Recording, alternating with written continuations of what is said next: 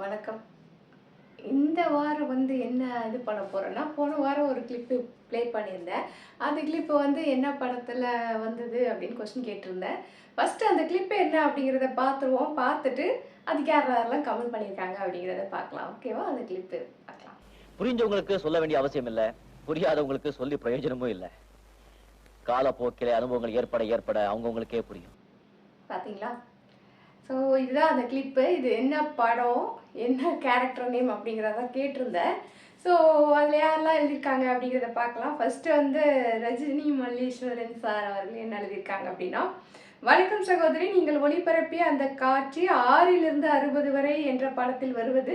தலைவர் பெயர் சந்தானம். தலைவர் 6 வயதிலிருந்து 60 வயது வரை எப்படியெல்லாம் கஷ்டப்படுகிறார் என்பதுதான் இந்த கதை. இந்த படத்தை பற்றி இன்னொரு நாள் விரிவாக பேசலாம். தாமதமாக கமெண்ட் செய்ததற்கு வருந்துகிறேன் சகோதரி. வாழ்த்துக்கள் சகோதரி. வாழ்க தலையெழுப்புகள் அப்படின்னு சொல்லியிருக்காங்க. ஓகே, அதான் 6லேருந்து 60 வரைக்கும் அவங்க என்னென்ன கஷ்டப்படுறாங்க அப்படின்றத காமிக்கிறது தான். நம்ம தான் ஒரு ஒரு மூவியாக பார்த்துட்டு வரோமே. ஒரு நாளைக்கு இந்த மூவியை விலாவாரியாக பார்த்துருவோம். ஓகேவா? தாமதமாக கமெண்ட் பண்ணது. நானே ரொம்ப லேட்டாக போடுறேன் வீடியோஸ் இப்போல்லாம். கொஞ்சம் ஒர்க் அதிகமாக இருக்கிறதுனால பண்ணணும் அப்படின்னு தான் இருக்குது. சில நேரங்களில் தடைகளும் ஆயிடுது. போன தடவை நம்மளுடைய மாங்குடி மைனர் வீடியோலாம் 4 வாட்டி எடுத்திருக்கேன். ஒரு வாட்டியும் ஒரு ஃபால்ட் ஆகிடுச்சு வீடியோவில். என்ன பண்ணுறதே தெரில. திருப்பி திருப்பி எடுக்கிறதுக்கும் நம்மளுக்கு டைமும் செட் ஆக மாட்டேங்குது. அப்படி இப்படின்னு தள்ளி போய் ரொம்ப கேப்புக்கு அப்புறம் தான் போட்டேன். ஸோ ஓகே, இப்போ ஓரளவுக்கு எல்லாம் செட்டில் ஆயிடுச்சு. கண்டினியூஸாக நம்ம வீடியோஸ் போட்டுடலாம். ஓகே, நெக்ஸ்ட்டு ராமன் அவர்கள் என்ன சொல்லியிருக்காங்கன்னா, வணக்கம் சகோதரி, இந்த படம் 6லேருந்து 60 வரை. தலைவர் பெயர் சந்தானம். இந்த படத்தை பற்றி கருத்துக்கள் சொல்லணும்னா இதுதான்னு சொல்ல ஒரு விஷயம் மட்டும் இல்லை, 6லேருந்து 60 வரை அவ்வளவு இருக்கு அப்படின்னு சொல்லியிருக்காங்க. கமெண்ட்டுமே பெருசாக தான் அடிச்சிருக்காங்க. ஃபுல்லாக ரீட் பண்ணுறேன். ஓகே, தலைவர் அந்த வயசில் இருந்த வேகம், துடிப்பு, சுறுசுறுப்பு, ஸ்டைல் எதுவுமே இந்த படத்தில் காட்டியிருக்க மாட்டார். கரெக்டு. அதுக்கு மாறுபட்ட நடிப்புக்காக நடித்திருப்பார். படத்தில் தலைவர் சிறு வயதில் வறுமை என்னன்னு தெரியாமல் தம்பிகள், தங்கை எல்லோரும் நல்ல வசதியாக வாழ்ந்து கொண்டிருப்பார்கள். ஒரு சந்தர்ப்பத்தில் குடும்பத்தில் ஆலமரமான தந்தை இறந்து விடுகிறார். அதன் பிறகு அந்த குடும்ப சுமை தலைவருக்கு வருகிறது. அந்த சின்ன வயதில் குடும்ப சூழ்நிலை காரணமாக தன் தந்தை பணியாற்றிய அந்த நிர்வாகத்தில் வேலை கேட்டு வேலைக்கு போய் சேர்கிறார். அங்கு அவருக்கு கிடைக்கும் சம்பளம் வீட்டு பிரச்சனைகளுக்கு போதுவதில்லை. மேலும் முதலாளியிடம் அதிகப்படியான பணம் கடன் கேட்டு வாங்கி தம்பிகள், தங்கைகள் செலவுகளுக்கு ஈடு செய்வார். ஒரு கட்டத்தில் முதலாளிக்கு உடல்நிலை சரியில்லாமல் போய்விடும். அந்த நிலையில் முதலாளியின் மகன் நிர்வாக பொறுப்பிற்கு வருவார். வரவு செலவு கணக்குகளை காண்பிக்கிறார். அதில் தலைவர் கணக்கு அதிகமாக கடன் இருக்கும். 10,000 கடன் இருக்கு. நீங்கள் அதை கட்டிவிட்டு அதற்கு பிறகு வேலைக்கு வருமாறு சொல்லிடுவார். அதன் பிறகு அந்த குறைந்தபட்ச சம்பளமும் இல்லாமல் போய்விடும். ஏற்கனவே தலைவருக்கு அவ்வப்போது தன்னால் முடிந்த உதவிகளை செய்து கொண்டிருந்த அழகப்பன் சார் அவருக்கும் வருமானம் சரிந்து அவரும் கொஞ்சம் வறுமைக்கு வந்து விடுவார்.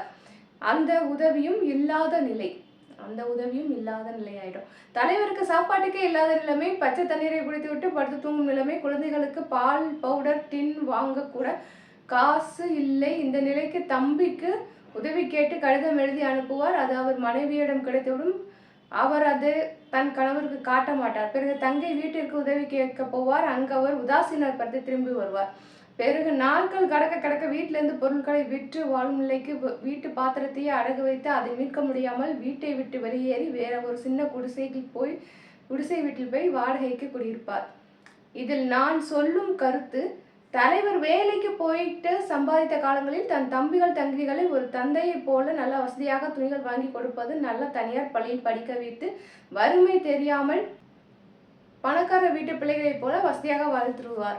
இந்த கூரை வீட்டில் குடியிருந்து கூட தன் பிள்ளைகளை அரசு பள்ளிக்கு அனுப்பும் பொழுது கிழிந்த ஆடைகள், கிழிந்த புத்தகப்பை, இந்த நிலையில் தம்பிகள், தங்கை பள்ளிக்கு அனுப்பிய அந்த காட்சியை நினைத்து பார்ப்பார். அப்போது மனதில் நினைத்து கொள்வார், தன் பிள்ளைகள் தானா வளரும் என்று. அதாவது ஊரா பிள்ளை ஊட்டி வச்சா தன் பிள்ளை தானா வளரும் அப்படிங்கிற ஒரு நினப்பு.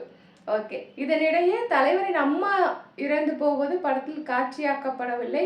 காதலில் மனவேதனை, சுருளிராஜன் உள்ளத்தனம், கல்யாணத்தில் ஏற்பட்ட மாற்றம், மனவேதனை, மனைவி இறந்து போவது, தம்பி தங்கிகள் இவர்கள் வளர்ந்து இவர்கள் நல்லவிதமாக கரை சேர்த்திய பிறகு அவர்களால் ஏற்பட்ட மனவேதனை, இதற்கிடையில் தலைவரின் மனைவி எவ்வளவு நல்லது செய்தாலும் அவ்வளவு இவர்களுக்கு மோசமானவராகவே ஆகிவிடுவார். ஒரு சமயத்தில் அவர் இறந்து போய்விடுகிறார். அதெல்லாம் கடந்து கடைசியில் தலைவர் ஒரு ஞானியாக ஆகிவிடுகிறார். ஏதேனும் எழுத்துப்பிழைகள் இருந்தால் நீங்கள் அதை திருத்திக் கொள்ளவும். வணக்கம் சகோதரி அப்படின்னு சொல்லியிருக்காங்க. ஃபுல் ஸ்டோரி அவ்வளோதான். அவர் வந்து கஷ்டப்பட்டு தம்பி தங்கச்சி வளர்ப்பாரு. கடைசியில் அவருக்கு வந்து ஒரு ஹெல்ப் தேவைப்படும் பொழுது அவங்க தம்பி தங்கச்சி வந்து ஹெல்ப் பண்ண மாட்டாங்க. அதுதான் வந்து இந்த ஸ்டோரி. அதில் வந்து ஒரு நல்ல நிலைமைக்கு வரும்போது அவங்க ஒய்ஃபு செத்து போயிடுவாங்க. அப்போ வந்து அந்த அந்த ஒரு டைலாக் வந்து எனக்கு எப்போவுமே ஞாபகம் இருக்கும். ஏன்னா வந்துட்டு அவர் அந்த நிலைமையிலையும் ஒரு புக்கு வந்து பப்ளிஷ் ஆகுது அப்படின்னோடனே அவர் வரும்பொழுது வர வழியில் ஒரு அம்மாவுக்கு ஹெல்ப் பண்ணுவார். அந்த அம்மாவுக்கு ஹெல்ப் பண்ணும்போது அந்த இடத்துல வந்துட்டு அந்த அம்மா என்ன சொல்லுவாங்க, புள்ள குட்டிங்களோட சந்தோஷமா இரு அப்படின்னு சொல்லிட்டு வாழ்த்திட்டு போவாங்க. வீட்டுக்கு வந்து பார்த்தா வீட்டில் வந்து ஒரு ஃபயர் ஆக்சிடென்ட் ஆகிடும், ஒய்ஃப் செத்து போயிடுவாங்க. அந்த இடத்துல இவர் ஒரு டைலாக் சொல்வார், இப்போதான் ஒத்திக்காவது ஹெல்ப் பண்ணிட்டு வந்தேன், புள்ள குட்டிகளோட நல்லா இருன்னு சொன்னாலே, பொண்டாட்டி புள்ள குட்டியோட நல்லா இருன்னு சொல்லாமல் போயிட்டாலே அப்படின்னு சொல்லிட்டு அவர் வந்து சொல்லி அழுவார். ஸோ அந்த டைலாக் வந்து எனக்கு அந்த அவங்க இறந்து போகிற அந்த சூழ்நிலை இள வயசுல வந்து நம்ம வாழ்க்கைக்குள்ளே இழக்கிற அந்த சோகம் இருக்குது பார்த்தீங்களா, ஒரு சந்தோஷம் வர நேரத்தில் அவங்கள இழக்கிறது, அந்த வந்து என்ன சொல்கிறது, அப்படி நடிச்சிருப்பார் இந்த படத்தில். ஸ்டைலோ இல்லை வந்து ரொம்ப ஸ்டைலிஷான ட்ரெஸ்ஸுகளோ அந்த மாதிரி இந்த மாதிரி எதுவுமே கிடையாது. அப்படியே சேஞ்ச் ஓவர். நம்ம தலைவர் வந்து இதுக்கு முன்னாலே எப்படி பார்த்தோமோ அதெல்லாம் இல்லாமல் இந்த படத்தில் வந்து பயங்கர சேஞ்ச் ஓவராக இருப்பாங்க. ஸோ அதை தான் வந்து சொல்லியிருக்காங்க இதுலேயும் கமெண்ட்ஸ்லேயும்.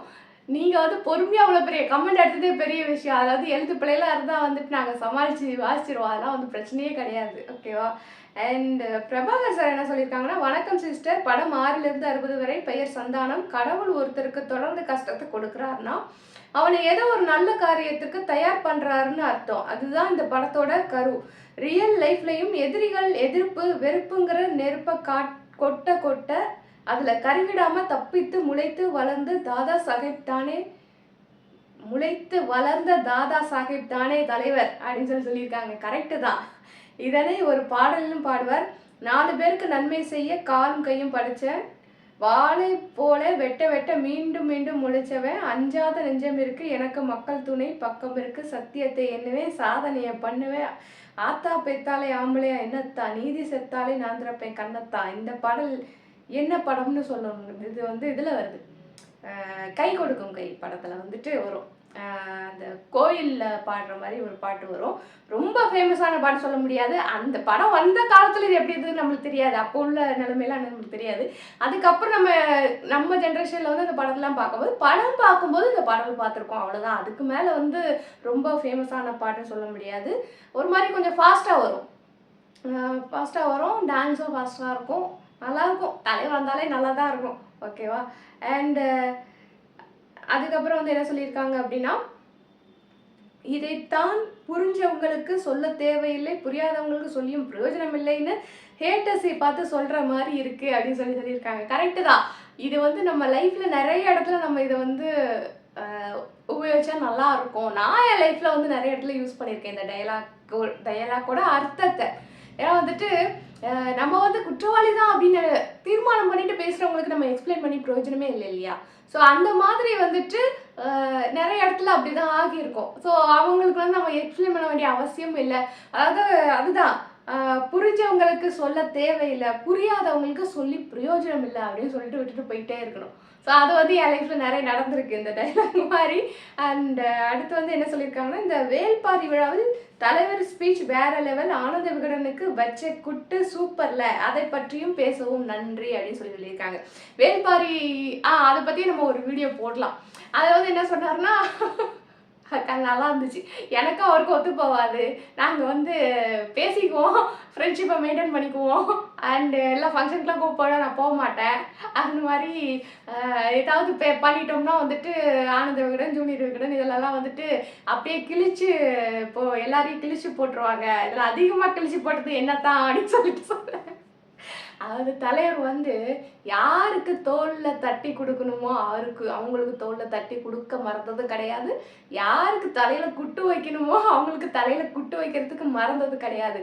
அதை தைரியமாக பண்ணுவார், அதுதான் தலைவர். ஸோ இது வந்து ஒரு மிகப்பெரிய குவாலிஃபிகேஷன். அதாவது இவ்வளோ பெரிய ஒரு ஆள் வந்து இந்த குவாலிஃபிகேஷனோடு இருக்கிறது இன்னும் மதிப்பான ஒரு விஷயம் அப்படிங்கிறது என்னுடைய கருத்து. ஸோ அதை பற்றி நம்ம இன்னொரு வீடியோவில் பேசலாம் தனியாக. ஓகேவா? ஸோ ஏன்னா வந்துட்டு எனக்குமே அது ரொம்ப இன்ஸ்பிரேஷனாக தான் இருந்தது. ஏன்னா அதில் பேசின எல்லா விஷயங்களுமே வந்துட்டு ஸ்டார்டிங்கில் இருந்து ஆரம்பித்து அவங்களுக்கும் நிறைய டிராபேக்ஸ் வந்து அதில் ஸோ அதெல்லாம் சொல்லி கடைசியில் வந்து ஒரு மாதிரி நல்லா என்டர்டெயின்மெண்ட்டாக இருந்தது முடிச்சிருந்தாரு. என்ன பேசும்போது தலைவரால் இடையில வந்துட்டு கண்டினியூஸாக பேச முடியல. தண்ணி குடிச்சிட்டு கொஞ்சம் பேசினார். இருந்தாலும் கொஞ்சம் தொண்டை ஒரு மாதிரி இருந்துச்சு. ஐயோ என்னாச்சு என்னாச்சு எனக்கே அதை வந்து கேட்டு என்ன தலைவர் வந்து ஒரு மாதிரி மூச்சு வாங்குற மாதிரி இருக்கே பேசும்போது அப்படின்லாம் யோசித்தேன். நல்லா இருந்துச்சு ஸ்பீச்சு. இன்னொரு இதில் நம்ம அதை டீப்பாக பார்க்கலாம். அண்ட் இந்த வாரத்தோட கிளிப்பு பார்க்கணும்ல, பாருங்க. துவாபராயுகத்துல கண்ணர் கடவுள், திரேதாயுகத்துல ராமர் கடவுள், கலியுகத்துல காசுதான் கடவுள். பார்த்துட்டீங்களா? இதுதான் வந்து இந்த வாரத்தோட கிளிப்பு. கொஸ்டின் அதே தான், என்ன மூவி என்ன கேரக்டர் நேம் அதே தான் கொஸ்டின். ஸோ தெரிஞ்சவங்க கமெண்ட் செக்ஷனில் மறக்காமல் சொல்லிட்டு போங்க. அண்ட் நான் எப்போவுமே சொல்கிற மாதிரி நம்மளுடைய இந்த வெற்றி பேச்சு சேனலை மறக்காமல் சப்ஸ்கிரைப் பண்ணிடுங்க. ஓகேவா? அடுத்த வீடியோவில் சந்திக்கிறேன். அது வரை பாய்.